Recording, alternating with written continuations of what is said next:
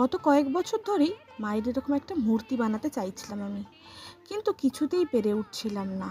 তাই এই বছর বসেই পড়েছিলাম মাটি নিয়ে। আমি কিন্তু মাটির কাজ কোথাও শিখিনি, মূর্তি করতেও জানি না। টুকটাক এদিক ওদিক ভুল ত্রুটি সব মিলিয়েই মায়ের মূর্তিটা তৈরি করার চেষ্টা করেছি। কিন্তু এই বছর কেন জানি না, মায়ের মূর্তিটা না আমার বড্ড ভালো লেগে গেছে। না, বলবো না অন্য বছর বানালে ভালো লাগে না, তবে এই বছর যেন একেবারে মনের মতন করে মাকে বানাতে পেরেছি। সেই অনুযায়ী মায়ের গয়না জামা কাপড় সব কিনে এনেছি। তবে মাকে না আমার বেনারসি পরানোর খুব ইচ্ছে ছিল, কিন্তু বাজারে যে বেনারসিগুলো আমি পাচ্ছিলাম সেগুলো এত ছোট মূর্তির জন্য হচ্ছে না।